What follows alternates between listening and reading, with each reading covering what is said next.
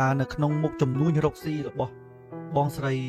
សុកហេងម្ចាស់ brand ពូក Jasmine តើត្រូវបានអគ្គិភ័យឆាបឆេះប្រមាណដងទៀតតាំងពីខ្ញុំស្គាល់បងស្រីមកប្រហែលឆ្នាំមុនគឺឆេះរោងចាក់ពូករបស់គាត់ម្ដងរួចមកហើយប្រហែលឆ្នាំមុនទៀតនោះក៏ឆេះផ្ទះវីឡារបស់គាត់ដែលមិនទាន់សាងសង់រួចទើបតែរួចប្រហែលជា90%ឥឡូវនេះឆេះ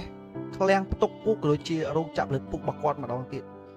តាំងពីខ្ញុំស្គាល់គាត់មកគឺឆេះរហូតដល់3ដងហើយនៅក្នុងមុខចំនួនរបស់គាត់ខ្ញុំមានតែសោកស្ដាយចំពោះបងស្រីសុកហេងដែលត្រូវបានអគ្គិភ័យឆាបឆេះកាលពីល្ងាចមិញនេះគឺឆាបឆេះទាំងស្រុងតែម្ដងនៅអគារដូចជាល្វែងឃ្លាំងទុកពូកឬផលិតពូករបស់គាត់នឹងទំហំប្រមាណជា60បណ្ដោយទៅទិង30ត្រូវបានអគ្គិភ័យឆាបឆេះចាំងសន្ធោសន្ធើដូចយើងបន្តនឹងពីមូលហេតុឡើយហើយទិដ្ឋភាពបងស្រីគាត់ថាគាត់ហត់ហើយគាត់ចង់បាក់ទឹកចិត្តតែគាត់ធ្វើខុសអីតើកូនចៅរបស់គាត់បានអីធ្វើការបានចំណូលមកពីណាទៀតបើរោងចក្ររបស់គាត់ត្រូវបានអគ្គិភ័យឆាបឆេះ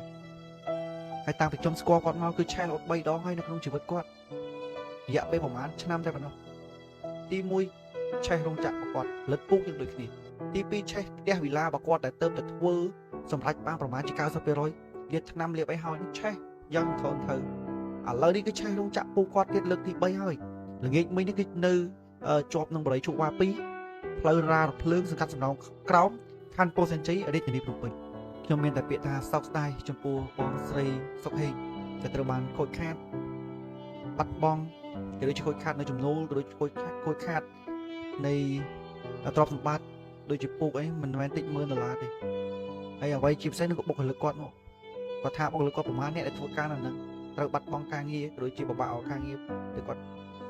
ពឹងផ្អែកលើការងារហ្នឹងអញ្ចឹងលើកទី3នៃការឆាប់ឆេះរបស់គាត់នេះបាទពីសូមចូលរួមសោកស្ដាយខ្លាំងមែនទែនបងប្អូន